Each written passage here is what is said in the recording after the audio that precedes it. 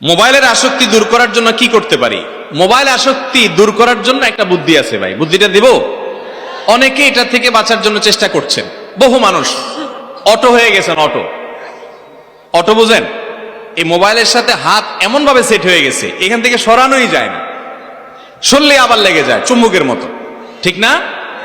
বেশিরভাগ রোগী তো ঠিক বলছে। সেজন্য ফেসবুক বলেন, ইউটিউব বলেন, এমন ভাবে লেগে গেছে এটা থেকে আর হাতটা সরানোই যায় না, সরলে মনে হয় যে চুম্বকের টানে শুধু, তাই না? এই টান কমাইতে চান আপনারা? সিরিয়াসলি চান? একটা বুদ্ধি দেই, সিম্পল একেবারে। সেটা হলো, যাদের এই স্মার্টফোন এটা থেকে বাঁচতে পারছেন না, ফোন আপনাকে ব্যবহার করছে, আপনি ফোনকে ব্যবহার করছেন না, এডিকশন হয়ে গেছে, আসক্তি হয়ে গেছে, ডাইরেক্ট হয়ে গেছেন ডায়রিয়ার রোগীর মতো, বাঁচার জন্য কিছুদিনের জন্য এই স্মার্টফোনটা হয় বিক্রি করে ফেলে দেন, নাই করে ফেলে দেন, এবং প্রতিজ্ঞা করেন আগামী 6 মাস আমি একটা বাটনওয়ালা ফোন ব্যবহার করব। কথা কি বুঝাতে পারছি? বাটনওয়ালা ফোন টিপে জুত করতে পারবেন না, বেশি না। 6 মাসের একটা কোর্স করেন যে 6 মাস আমি বাটনওয়ালা ফোন ব্যবহার করব।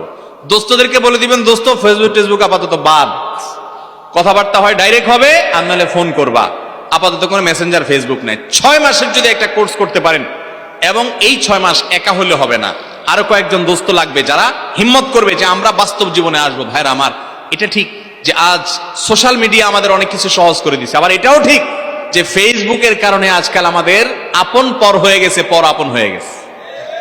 মা বাপ চিনে না, ভাই বোন চিনে না, পাড়া প্রতিবেশী চিনে না, নিজের বাল্য বন্ধু, নিজের সহপাঠী চিনে না, কোথাকার কোন জেলার কোন ফ্রেন্ড চিনে, ঠিক না ঠিক? কে জানি গল্প শোনাইছিল, বলে যে এক ছেলে মোবাইল টিপতেছে বাসায় বসে, খুব মনোযোগের সাথে, খুব এহতেমামের সাথে টিপতে টিপতে টিপতে অস্থির।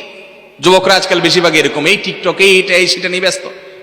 তার মা তারে খাবার দিচ্ছে, এটা দিচ্ছে, কথার জবাব দেওয়ার টাইম নেই। অনেকক্ষণ পরে হঠাৎ করে মোবাইলটা ধাপ করে সে ছেড়ে দিয়ে মার দিকে তাকে একটা নির্মল হাসি দিয়ে দিছে। মা বলে, কাহিনী কি? এত সুন্দর করে বাসা আমার আজকে হাসি দিল, কাহিনী কি বাবা? বলে, বা মোবাইলের চার্জ শেষ হয়ে গেছে।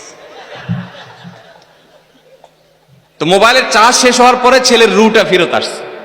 এই ছেলে এতদিন দুনিয়াতে ছিল না। ভাইরা আমার, এই রোগটা আজকে চরম আকার ধারণ করেছে। এই রোগ থেকে মুক্তি ছাড়া দুনিয়াতেও কল্যাণ হবে না, আখিরাতেও কল্যাণ হবে না। বহু যুবক আছে, তার ছাত্র জীবন শেষ হয়ে গেছে, তার আখিরাত শেষ হয়ে গেছে, নামাজ শেষ হয়ে গেছে, শুধুমাত্র মোবাইল ফোনের এডিকশনের কারণে, ঠিক না ঠিক?